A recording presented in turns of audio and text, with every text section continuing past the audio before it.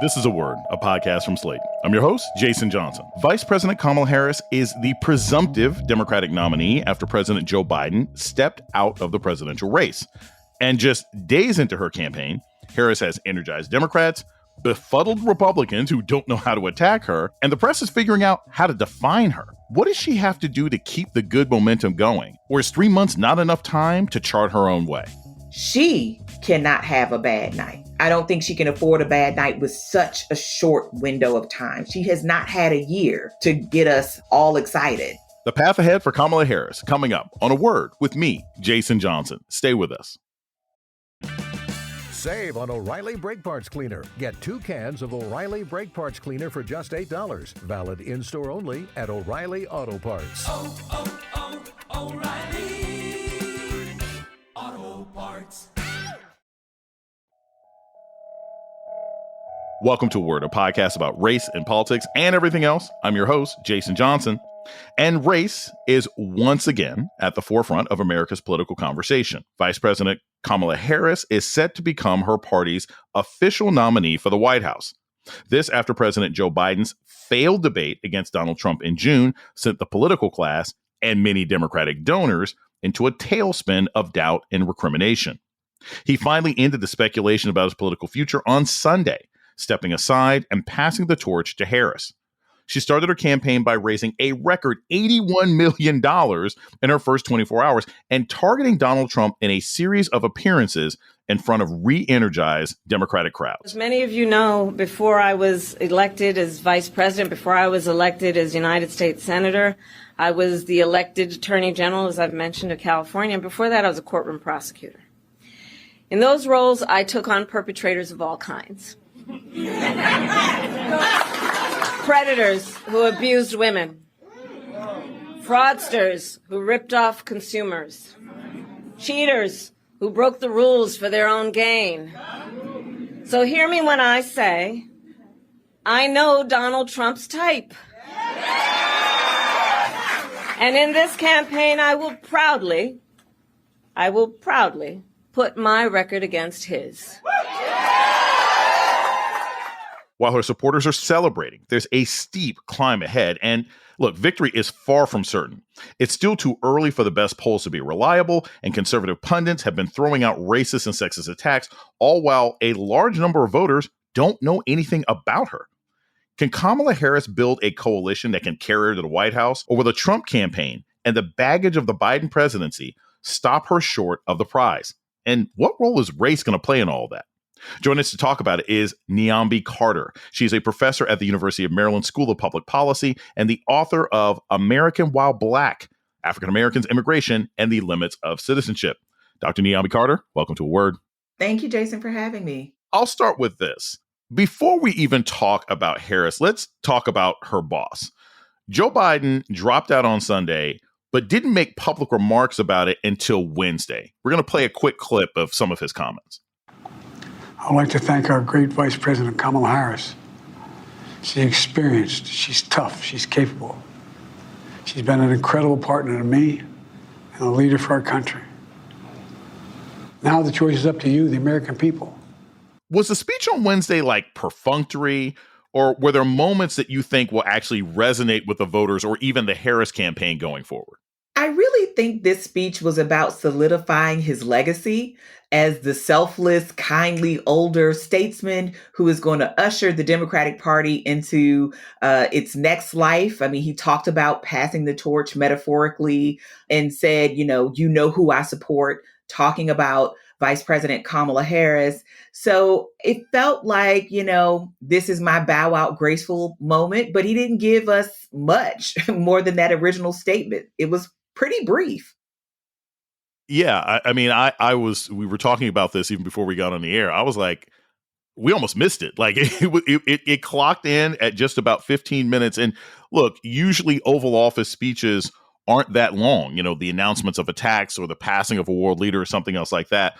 But I think I had it in my mind that if this is your last 15 minutes, sort of speaking, that he would have more gravitas to it. Do you think that when you looked at Biden, the way he was speaking, did you see resignation? Did you see sort of pride? What do you think he was sort of projecting? I saw pride, but I also saw that he was tired. The man had COVID recently. I think probably is still battling that. And any of us who've had COVID knows that it takes a lot out of you. I think his voice sounded a little thin, something we've heard in his other addresses. So, I mean, I think he projected warmth. I think he projected still some vitality because there have been questions about whether he had the mental faculties.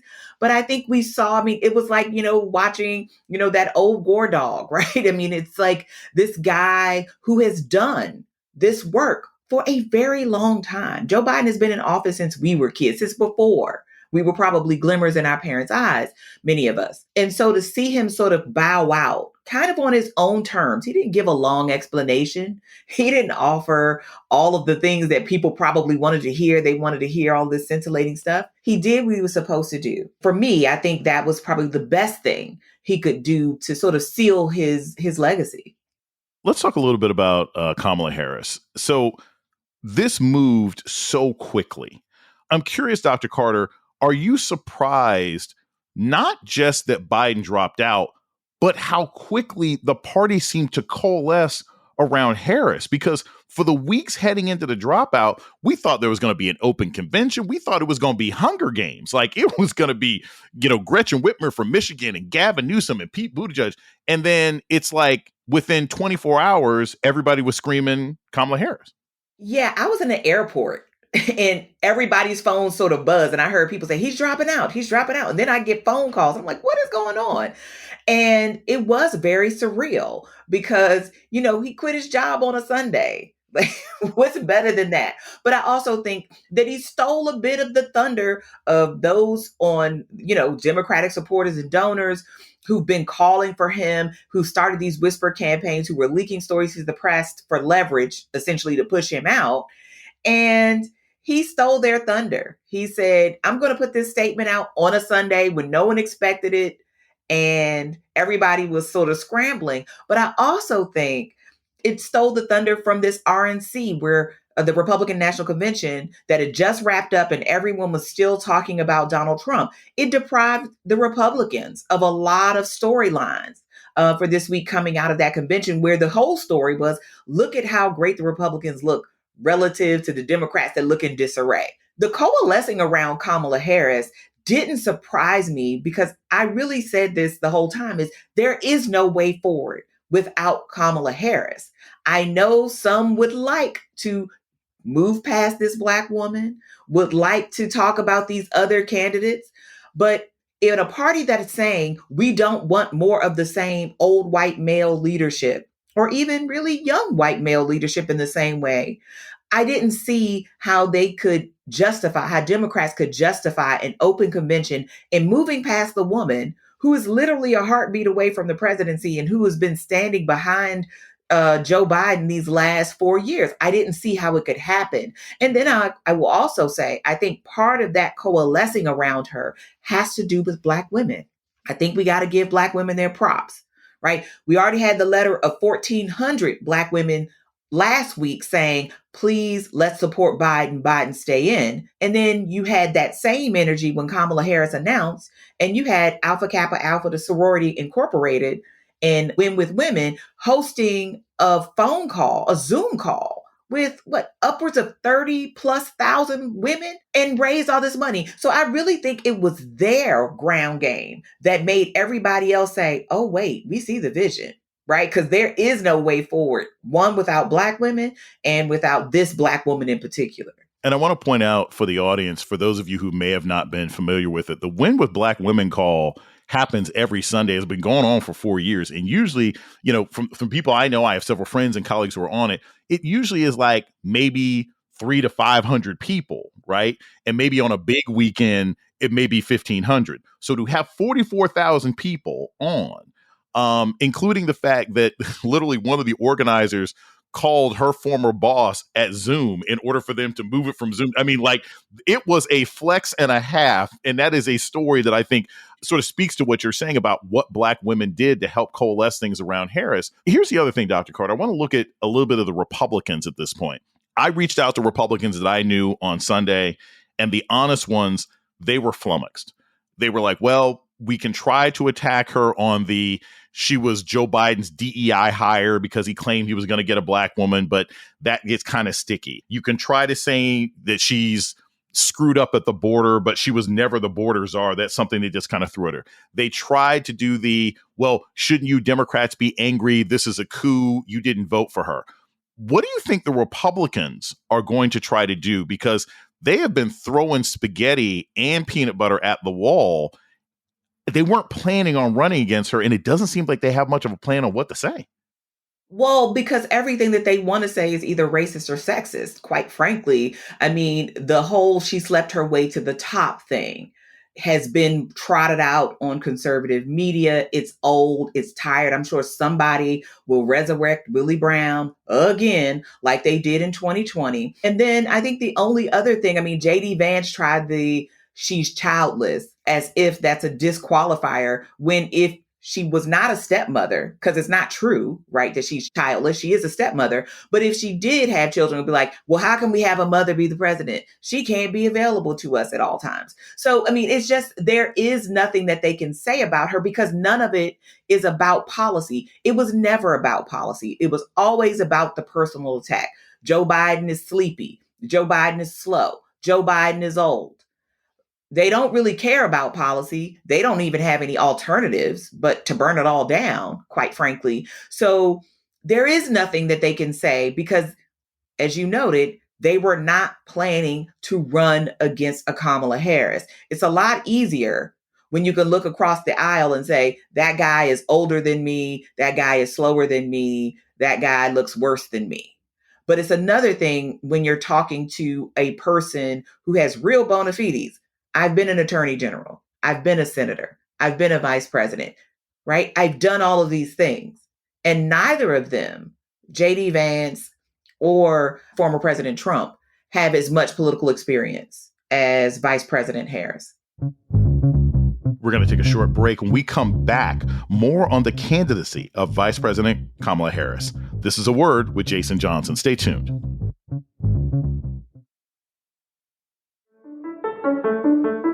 This is Jason Johnson, host of A Word, Slate's podcast about race and politics and everything else.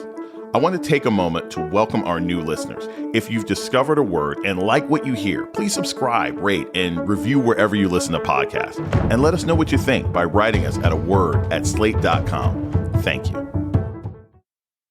Explore the biggest political corruption scheme in U.S. history in the latest season of the Wondery podcast, American Scandal, Teapot Dome. Using vivid and immersive storytelling, American Scandal retraces the bribes, players, and underhanded deals of the Teapot Dome scandal. In 1922, newspapers reported that Secretary of the Interior Albert Fall had leased federally owned oil reserves to two of the nation's wealthiest oil barons, Edward Doheny and Harry Sinclair. Fall had made the deals to enrich himself, and all three men were charged with defrauding the United States government. The scandal, named after one of the oil reserves in Wyoming, would eventually send Sinclair to prison for contempt of Congress and jury tampering. This made Fall the first person ever convicted of a crime committed while serving in the U.S. cabinet. Follow American Scandal on the Wondery app or wherever you get your podcasts. You can binge this season, American Scandal Teapot Dome, early and ad-free right now on Wondery Plus. Go deeper and get more to the story with Wondery's top history podcasts, including American History Tellers, Legacy, and even The Royals. Explore the biggest political corruption scheme in U.S. history in the latest season of the Wondery podcast, American Scandal, Teapot Dome. Using vivid and immersive storytelling, American Scandal retraces the bribes, players, and underhanded deals of the Teapot Dome scandal. In 1922, newspapers reported that Secretary of the Interior Albert Fall had leased federally owned oil reserves to two of the nation's wealthiest oil barons, Edward Doheny and Harry Sinclair. Fall had made the deals to enrich himself, and all three men were charged with defrauding the U.S. government. The scandal, named after one of the oil reserves in Wyoming, would eventually send Sinclair to prison for contempt of Congress and jury tampering. This made Fall the first person ever convicted of a crime committed while serving in the U.S. cabinet. Follow American Scandal on the Wondery app or wherever you get your podcasts. You can binge this season, American Scandal Teapot Dome, early and ad-free right now on Wondery Plus. Go deeper and get more to the story with Wondery's top history podcasts, including American History Tellers, Legacy, and even The Royals. You're listening to A Word with Jason Johnson. We're talking about the campaign challenges facing Vice President Kamala Harris. Our guest is political analyst Niambi Carter. So a number of Republicans have started dog whistles right away, including Marjorie Taylor Greene of Georgia, Tennessee's Tim Burchett, Wyoming Rep. Harriet Hageman, who openly questioned her qualifications. Here's a clip that we're going to play. Well, I think she's one of the weakest candidates I've ever seen in the history of our country.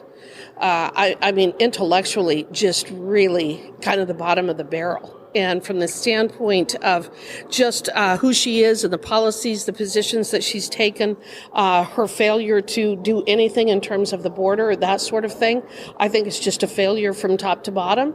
I think she was a DEI hire, and I think that that's what we're seeing. And I just don't think that they have anybody else. I just think that they're in real disarray. Speak to this idea of sort of Republican surrogates scrambling, even when they say things that seem awful contradictory and throwing stones in glass houses. Well, I mean, I think this whole DEI term as a sort of pejorative is all because they really rather say something else. And you notice they only call people DEI hires that they view as minoritized. They never talk about the many in their ranks who are, quite frankly, Nepo babies, right? I mean, that's the same kind of thing. I mean, what did Jared Kushner ever do that warranted the level of access he had to that White House? So this idea that because this is a Black and South Asian woman, that she somehow is less qualified, that she is fooled not only Joe Biden and the Democratic Party, she's fooled the people of California for decades now, is crazy. And they say that because what they don't like is that there is this woman of color, this Black and South Asian woman with a name that they don't like, with a husband that they are, you know, probably looking at him like, what kind of man are you, right? Because your wife, you're the first gentleman. And all of that stuff that's bound up in throwing out these terms is just a way to try to undercut this person because you don't really have a critique. I think there are critiques to be had, but that's if you care about politics and policy and moving the needle on this debate. And that's never what it's about. So you and I both love the show Veep. It won like 8,000 Emmys. I mean, I have a Funko Pop of Richard Splett in my house. Like that's how much I loved Veep. But what's great about that show and all the memes that have popped up since Harris sort of, you know, ascended to being the nominee is how challenging that position is. Because people know who you are. You're going to have almost 100% name recognition as vice president, but people don't know what you do. And it's very easy for people to say, I don't know what she's done. I don't know what she's accomplished. So talk a little bit about the challenges of running as a sitting vice president. What has Harris done? What has she done to distinguish herself that she's going to have to be able to run on? Because there's certainly parts of the Biden administration she wants to take credit for, but there's also parts of Biden's term that she doesn't want to be associated with.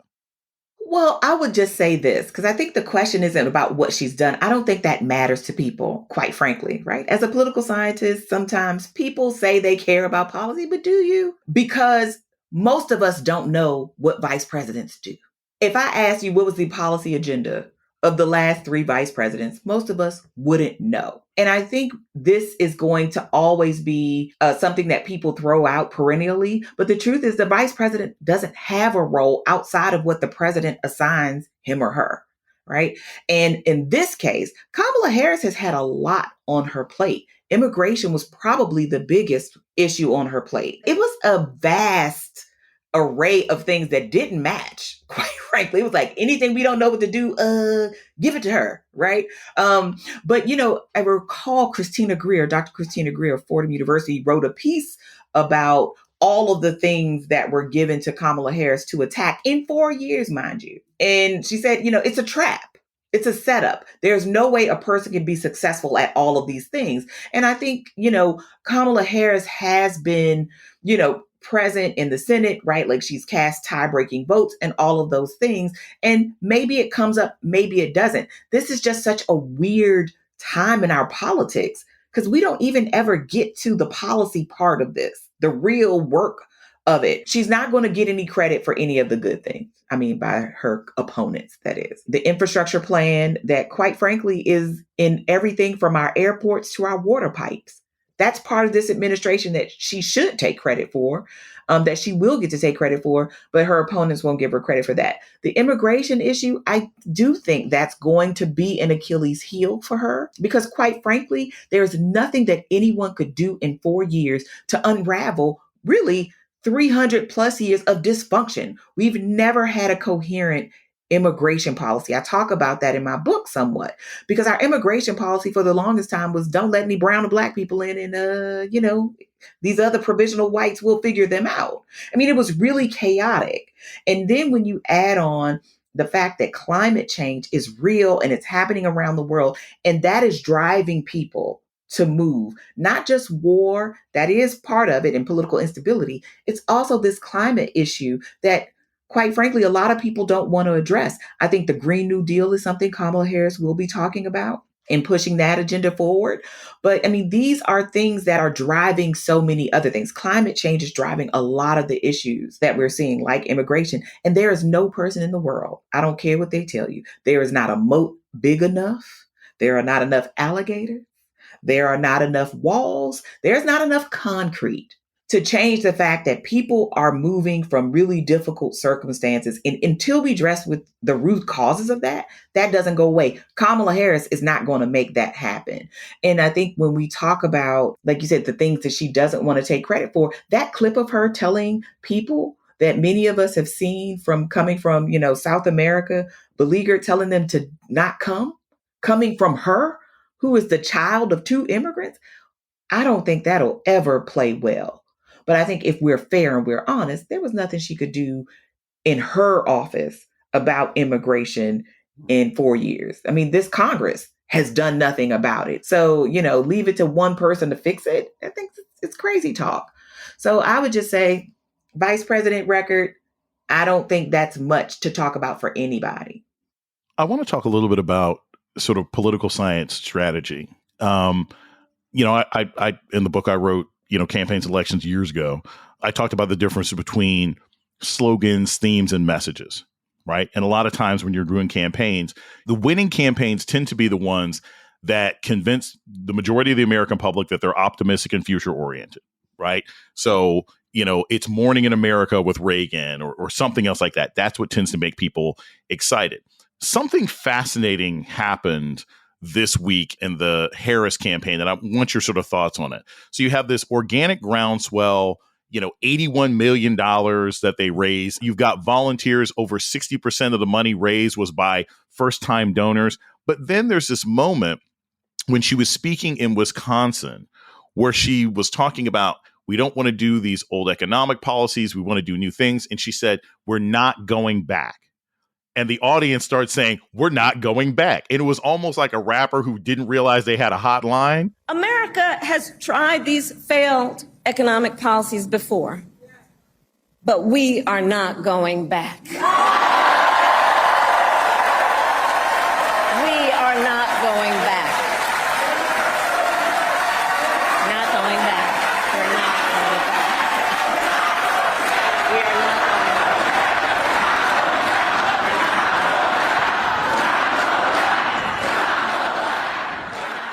back. What is the strategy as a Black woman, as a Democrat in this environment that she would need to take on? Is it just, let's go forward instead of going back? Is it old versus new?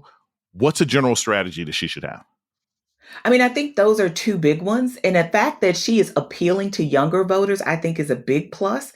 I mean, there are some, Gen Z folks who are, I think, turned on by the specter of a person like a Kamala Harris. Granted, she's no young person, but this is the youngest person we've seen on this dais in a very long time. So I think that'll be important. But I think, it's not just the slogan, right? It's something for people to hang on to and what that is able to recall for people. So the fact that she cast that vote for Justice Ketanji Brown Jackson, right? One historic Black woman voting for another kind of historic first for another Black woman.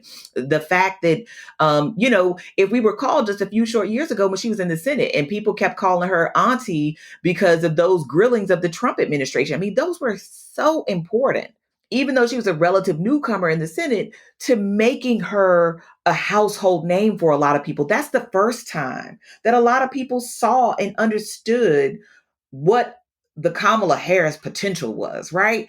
And so I think there is substance there that is going to be really important, because even if people don't really know exactly what it is, what they do know is that this woman looks like people we know. When she did that speech and she used the term for auntie that a lot of Indian Americans connected with, they were like, oh my God, that's my story.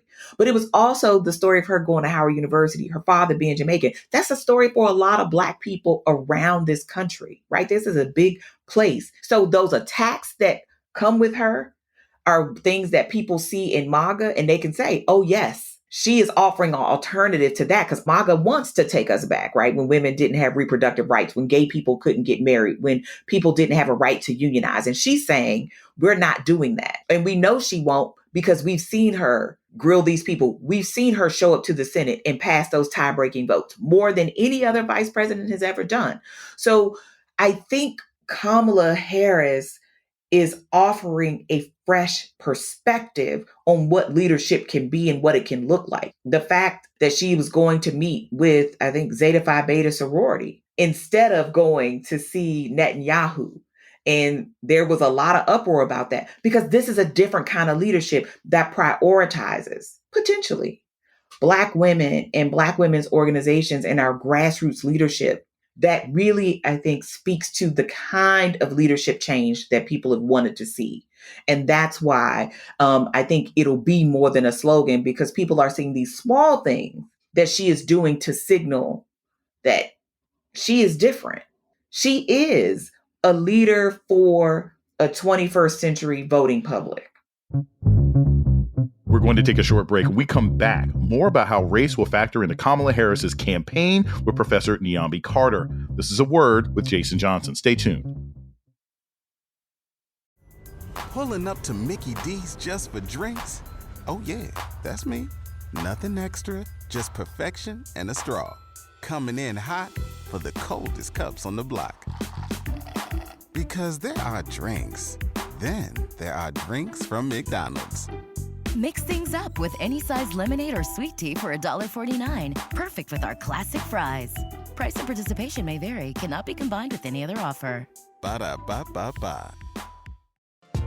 Hi, I'm Josh Levine, one of the hosts of Slate's weekly sports show, Hang Up and Listen. Every Monday, I'm joined by Joel Anderson, who you might know from Slate's Slow Burn podcast, and Stefan Fatsis. This summer, we'll be diving into the Paris Olympics, watching Simone Biles, Sha'Carri Richardson, and Victor Wembanyama, obsessing over track, team handball, and breakdancing, and talking about the Olympic Committee's Russia ban and sex testing in elite sports. Check out Hang Up and Listen wherever you get your podcasts. You're listening to A Word with Jason Johnson. Today, we're talking about Kamala Harris's campaign challenges with Professor Niambi Carter. I want to ask also about these identity issues with Harris. And this is something that really sort of speaks to your book about these notions of Black identity and what Black identity is. You have some people out there who are mostly online, but sometimes in real human conversations, who will say, well, she's not really Black, because even though she's biracial, and obviously biracial African Americans have always been accepted, the fact that the Black part of her is Caribbean and not foundational Black American, you have some people who say that makes her somehow detached from the Black experience. That's not a belief that I have. And frankly, I don't even think that's a belief that's put out by anybody who's actually going to vote. But it does come up. Dr. Carter, do you think that that really has much traction in the Black community? Or do you think that's just the kind of thing that people say who are just not going to vote for her anyway? I think it's really a silly thing for people to focus on. I mean, Barack Obama's father was Kenyan. So I don't know how her father being Jamaican is different, particularly when we think about the place where she was born. She was born in Oakland, which is a very Black place. Not only that, she chose to attend Howard University and become a member of Alpha Kappa Alpha Sorority Incorporated. It doesn't get any Blacker than that, to my mind. Right? I taught at Howard for many years. It was one of the best parts of my career. My sister's an AKA. I know many people who are members of Alpha Kappa Alpha Sorority Incorporated. Their ideals in terms of service and being oriented toward community, you can't fake that. This is a real Black woman and a South Asian woman, excuse me, who has these real relationships with Black people. They're not manufactured. Right? They're not fake. They're not just for show. It's not like she chose to go to Howard University in the 1980s because she knew that she would be on this stage one day. And so she needed to collect, her Black identity card before anybody said anything about it. I think when people go at her for this, I think what they're overlooking is that her Black experience, while not the same, looks like a lot of the Black experiences of people we know. Shirley Chisholm, for example, right? Her family is Caribbean. She was born in New York, but raised in the Caribbean and came back to the US. Nobody would dare say Shirley Chisholm isn't Black. Right? But we like to say these things about Kamala Harris because there are some people online, and online is a lot smaller than people give it credit for, because they only have one issue, and that issue typically is reparations. And on that, they say because she is not a foundational Black American, that she somehow is not Black like the rest of us. I'm glad that you pointed out Obama, because it's always been very funny to me. Anyone who actually knows Obama's history knows that his connection to Blackness literally didn't really start until he went to Chicago. It was when he became a community leader, as far as who he was involved with, as far as how he socialized, as far as how he interacted. I mean, he got a lot of credit and he got a lot of pass for his Blackness because he married Michelle Obama, right? And people are like, oh, well, okay, this is a Black woman from the South Side of Chicago. Harris doesn't have that. She is married to a white Jewish man that she met later on in life and was a stepmother for his children. I am of the mindset that I don't think that makes as much of a difference now as it might have 4 or 5 years ago because of the alternative of Donald Trump. But do you think that has any resonance? Do you think that matters to anybody? Is there a Venn diagram of a voter who wanted to vote for Harris that won't because her husband's white? Well, I will say those people live on the same street. Right? They're not exactly the same issue for people, but they reside on the same street. So I would say this. I think you're exactly right about Obama getting a lot of Black credibility because he married an unambiguously Black woman from the South Side of Chicago. And, it's interesting because I think what makes Kamala Harris relatable to women of a certain age and status is the fact that she is not a biological mother to children, but she has nieces, nephews, she has stepchildren that she loves, and many of us do, right? We're the aunties who love on these children. We also have careers and other things that happened before marriage. And then she chose to get married later in life, and she chose a partner that many people were like, maybe when she was in her 20s and 30s, she might not have looked at a Doug Emhoff. But when she's in her later 40s and into her 50s, like, why not? Right? I appreciate this person. He appreciates me. We value one another and we get married. But let's be clear. It's not as if Kamala Harris has no history of dating Black men, right? I mean, she had a very public relation, not only with former mayor of San Francisco, Willie Brown, but she also dated the television host Montel Williams quite publicly for years. So it's not as if she has no connection to Black people. And I always like to remind people that, remember, she was on Countdown to Lockdown back in the day, which was the kind of reality show when Little Kim was about to start her prison sentence. Like, Kamala Harris is like a real Black person. I don't know why this confuses people. I want to ask about the first big decision that she's going to make, right? The first big decision that Harris makes, the one that everyone's going to pay attention to, is who she's going to pick as her vice president. It is sort of presumed by the pundit class and a lot of organizers and activists that she's got to pick a white person. But there's a huge bench, as you've sort of referred to, with Democrats. There's term limited out Roy Cooper, Democratic governor of North Carolina. There is Mark Kelly, who is the Democratic senator from Arizona. You have Pete Buttigieg, who's transportation secretary, although I would say after the last week, he may not necessarily be the most popular person in America. You have Josh Shapiro, who is the governor of Pennsylvania. You have Andy Beshear, you have Gretchen Whitmer, who has said that she doesn't want the job, but she is the governor of Michigan, and that's an important swing state. What do you think is going to go into that decision? Because Harris is in a short time span. She doesn't have a long time. She's got to find this person, and they got to be out on the campaign trail, and it's going to be a close race. What do you think is going to go into consideration for picking this VP? Well, I mean, I think, thinking about balance on the ticket is typically what we think of, right? I mean, Obama picks Biden because he's an elder statesman. Biden picks Kamala Harris. She's young. She's a woman. It's also historic. Again, legacy is really important. And I think Kamala Harris probably will pick a white man. I don't know that people are, look, I'm not going to say people aren't ready for it. People will vote for what's out there. People will say the Americans aren't ready. Well, people have choices. I don't think it will be an all-woman ticket, though. I think Gretchen Whitmer is really important. I think Michigan is super important, but I think she might be more valuable being able to stump for her in the state rather than as part of her ticket. I think Mark Kelly of Arizona is very interesting. Arizona is an important state. Right. There are lots of Latino native voters in that state. But, he is an astronaut, right? He has this really compelling story around gun violence and other things. I think he could be a really sort of important part of the ticket as a scientist, right? Like, she's a lawyer. He's a scientist. I think that could be good. Governor Beshear of Kentucky, I think could be another interesting choice, especially when we think about this sort of Appalachia connection. And I think he's coming out swinging because he's already taken some snipes at J.D. Vance because I think he's vying for it. But in the book of white potential candidates, this man looked like he was built just for this job. He is saying the right things.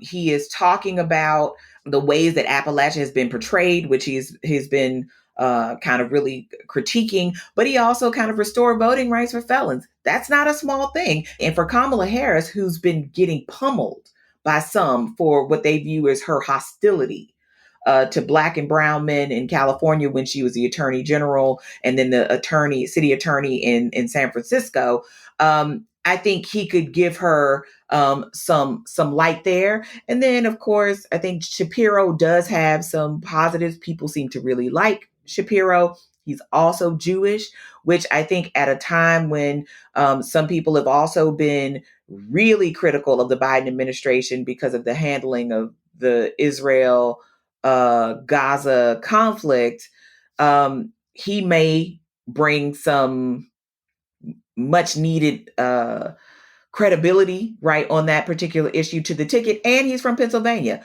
a state that they're going to have to slug it out over. So, I think there are a lot of positives. I think Roy Cooper, I don't think it will be Roy Cooper, even though he has a lot of love in the state of North Carolina as the governor. But before that, he was the attorney general. He did a lot of important things in that state. I think people genuinely like him. But I think Roy Cooper is trending on the bit older side. And so when we think about the VP being the person that's second in command, do we want someone of his age? And that's not a knock. But since we are all talking about age now, I think that's part of the conversation. So I do think it will be one of these white men. Which of these white men? I don't know.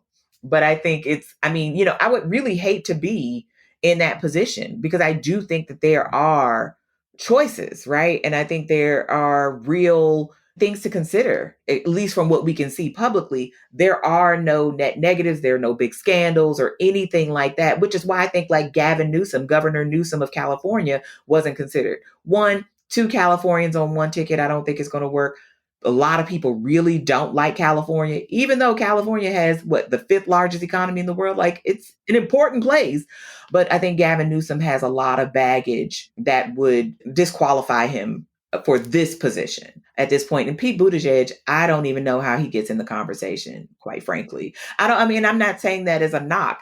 This week has been rough. I'm sure he does not like being a transportation secretary. He's been very active on Twitter, online, talking to the public about what they can do about these airlines. But being transportation secretary and then the vice president when you were really just a small town mayor a few short years ago, I don't think that he is ready for prime time yet.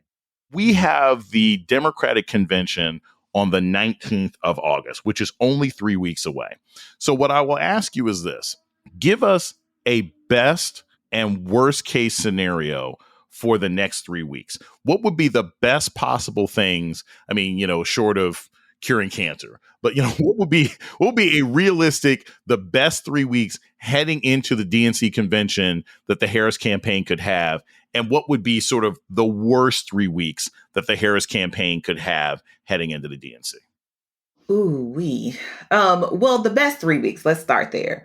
I think if they can keep fundraising at a steady clip, I think that's a great thing. That shows strength, that shows interest. I think that's going to be really good. I think if there are no more big snafus, right, internationally, right? I mean, I know that, the Palestinian-Israel conflict is ongoing and it's going to always be in the background. And again, there's a lot of critique of the handling of that. But I think as this has ramped up, that conversation has receded a bit. And I think to the well-being or for the well-being of this particular ticket, because this is an issue that is going to dog them in places like Michigan, right, where there are a lot of Arab Americans who have been highly critical. And I think they got like 100,000 people to vote uncommitted during the Democratic primary.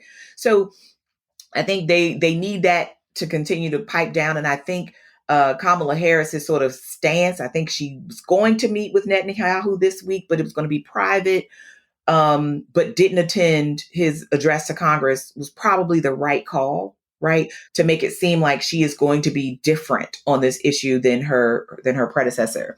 And then I think if she can continue to consolidate Democratic support, I think former President Obama said he's not going to actually endorse, but if he endorsed, that would be great, right? If Michelle Obama endorsed, I think that would be great. But I think those are probably the best case scenarios because it looks as if she's going to go into the DNC with enough delegates to clinch the nomination. So I don't know that anybody has enough heart, quite frankly, right, to say, I'm going to challenge you. Because like they say, punch, jump up to get beat down. I don't think it would be a good look, quite frankly. So the worst possible weeks, if, there's a major blunder by Joe Biden in the next few months or a few weeks, people are going to associate it and attach it to her, right? I think that could be, again, I don't think it'll be a death knell, but I do think, there are enough negative things that people are going to say about this Black and South Indian woman that I don't think she needs anything else because it's going to be exhausting, right? To keep hearing the endless critiques of her. So I think Joe Biden can't have any major gaffes. She cannot have a bad night. She cannot have a night where she is not on it, that she doesn't look good, that she doesn't sound great. I don't think it will happen. She's a pro, but still, I don't think she can afford a bad night with such a short window of time. She has not had a year to kind of get us all excited. Even though she was on the ticket, she wasn't at the top of the ticket. And that's a different level to be in.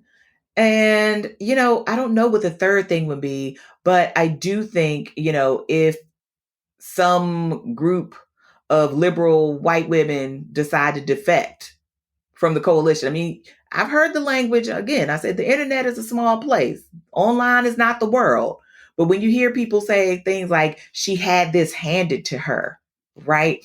When you hear people using language like, well, it should have been Hillary Clinton. You and I both know in politics, 8 years is a very long time.